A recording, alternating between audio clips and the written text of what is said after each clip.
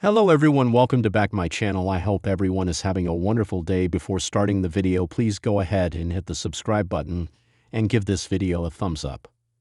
Streaming media and WWE continue to evolve rapidly, and the launch of ESPN's new DTC service later this month is expected to change the game. World Wrestling Entertainment is a pioneer of the shift when it comes to producing and distributing its content globally via the WWE network. The company is now set to seismically shift its streaming future by switching World Wrestling Entertainment's domestic home of premium live events from NBC's Peacock to the Walt Disney Company's ESPN DTC streaming service beginning next year. WWE will be available on the ESPN Unlimited tier for $29.99/month, and of course not the $11.99 ESPN Select tier, which will be a rebranding of the ESPN Plus service. Regarding ESPN Unlimited, the subscription tier will feature simulcasts of ESPN's linear premium cable TV channels. The move of premium live events to ESPN will also allow certain events to be streamed on said adjacent channels. While the ESPN streaming service in essence will primarily be a new distribution mechanism in the broader sense, in the case of WWE, it will also impact the PLE calendar, which has obviously never been the case previously. The WWE network gave the company unparalleled liberty, and Netflix and NBC, Peacock, have also never impacted the schedule like this. How? Well, ESPN will feature all 10 of the WWE's premium live events each year, per various legacy media outlets. World Wrestling Entertainment may thus be scaling back from its current frequency of events, which has increased a lot in recent times, with how hot the product has been, critically and commercially. The post-WrestleMania stretch this year has been especially congested, but it also hints at what shows may be dropped. WrestleMania, SummerSlam, Royal Rumble, Survivor Series, and Money in the Bank are WWE's marquee selling points to networks, with Elimination Chamber being a regular stadium show and a Road to WrestleMania staple, and 2 annual Saudi Arabia PLEs, 3 just for next year. Given the alternate scheduling, by the way, shows like Backlash may be dropped as annual features going forward. Some of World Wrestling Entertainment's biggest events may be frequently held in Saudi Arabia too. Evolution also is unlikely to return in a PLE form, even as a sporadic occurrence, given its irregularity as well as the debatable lack of drawing power, which will be a major factor in this new deal. The all-women's show could hopefully morph into some sort of TV special on NBC akin to Saturday night's main event. This would arguably be a much better format for all-women's shows. As World Wrestling Entertainment continues global expansion, expect more location-based or legacy-branded events to take center stage, and the calendar to go through a major change, with annual gimmick shows beyond the aforementioned ones discarded. Some of that has already happened under Triple H's creative leadership.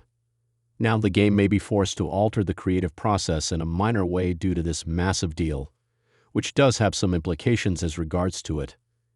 The ESPN partnership represents not just a shift in platform, but also presentation and event philosophy, geared toward streaming-era storytelling and major tentpole moments.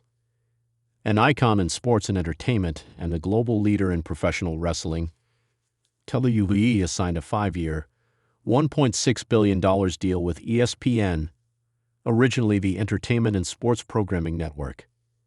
The deals, as delineated, will be covering premium live event streaming in the United States from 2026 to 2030. The long-term partnership ensures strategic brand alignment and financial stability amid a volatile media landscape. Averaging $325 million annually, the deal significantly surpasses World Wrestling Entertainment's previous Peacock agreement, boosting its revenue under the TKO Group umbrella. The added capital empowers the company to invest further in joint ventures and global expansion, including more stadium shows and international shows, solidifying its dominance as both a sports entertainment powerhouse and a major player in the streaming economy.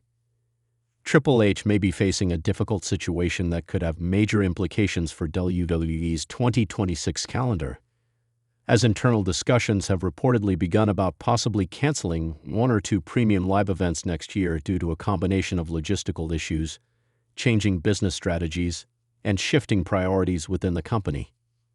While nothing has been confirmed officially, multiple sources close to the situation have indicated that WWE is currently reevaluating the structure and timing of its international events schedule, and Triple H could be at the center of making some tough decisions.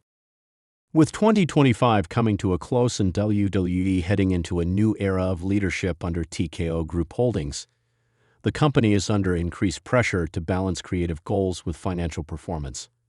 Triple H, who has received widespread praise for his role as Chief Content Officer and for elevating WWE's creative direction since Vince McMahon's departure from day-to-day operations, now faces the unenviable task of adjusting the premium live event schedule for 2026. One of the key issues reportedly involves international travel constraints and venue availability. As WWE continues expanding globally, with successful shows in countries like Australia, Germany, and Saudi Arabia, the demand for overseas events has grown rapidly. However, coordinating these events, particularly in markets with high regulatory or infrastructure challenges, can result in significant logistical strain. WWE's recent deal with Netflix to move Raw to the streaming platform in 2025 also changed the way the company approaches scheduling. Sources suggest that because of the increased emphasis on maximizing streaming content value and aligning global shows with viewership peaks, WWE is taking a hard look at which events are delivering value and which may be expendable. Reports indicate that the two events most vulnerable to cancellation are WWE Fastlane and Payback, both of which have historically fluctuated in importance depending on the year and ongoing storylines. While these events have served as stepping stones between major shows like SummerSlam, Survivor Series, and WrestleMania, they have not always delivered strong ticket sales or premium streaming metrics. A WWE source, speaking on condition of anonymity, stated that Triple H is not taking the decision lightly and is personally involved in the review process. Paul Levesque has always been about the fans and the talent. He doesn't want to cut anything unless it truly makes sense, the source said. But the reality is that not every event is pulling its weight, and when you factor in global expansion, talent recovery time, and content saturation, something's got to give. Furthermore, backstage morale could also be a factor. Several WWE superstars have reportedly voiced concerns about the physical toll of the non-stop travel schedule, especially with the inclusion of international events that demand long flights and quick turnarounds. By reducing the number of PLEs, WWE could be aiming to give talent more recovery time, leading to better performances and fewer injuries, a concept Triple H is said to be very supportive of. Another consideration is the strategic placement of newer international shows. WWE's highly successful Elimination Chamber Perth event in Australia drew massive attention earlier this year, and there are already talks of revisiting the Australian market in 2026, possibly with a larger-scale stadium show. In order to make room for such events, WWE may need to consolidate or eliminate smaller domestic shows that do not offer the same international appeal or revenue. Moreover, fan feedback has increasingly pointed toward PLE fatigue, with some viewers expressing that the abundance of events has diluted the importance of storytelling arcs and championship rivalries. Reducing the number of shows could allow creative teams more time to build compelling narratives, a philosophy Triple H has long championed. Wrestlers like Seth Rollins and Becky Lynch have openly praised Triple H for his more story-driven, long-term booking approach, which could be even better executed with fewer but more impactful PLEs on the calendar. Some wrestling insiders have noted that WWE may be eyeing a shift toward a Super 4 model, centering the year around Royal Rumble, WrestleMania, SummerSlam, and Survivor Series, while rotating in a few international stadium events that bring a premium experience to fans around the world. This model could potentially eliminate mid-tier events like Extreme Rules, Payback, or Fastlane in favor of quality over quantity. Additionally, there's speculation that WWE may also consider replacing certain events with network-exclusive specials or themed episodes of Raw and SmackDown similar to the successful Raw is XX's or Super SmackDown episodes in the past. These themed broadcasts often deliver strong ratings without the overhead costs of a PLE and may offer a strategic middle ground. Financial considerations are also looming large over WWE's decisions heading into 2026. With TKO shareholders expecting continued growth and profitability, the focus on operating margins has intensified. Canceling or reformatting underperforming events could help WWE cut costs while investing more in high-yield events that capture mainstream media attention and drive significant ticket revenue.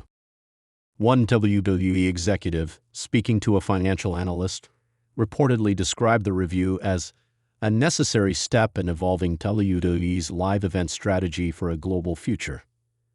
They emphasized that this isn't about cost-cutting in the traditional sense, but rather about investing smarter.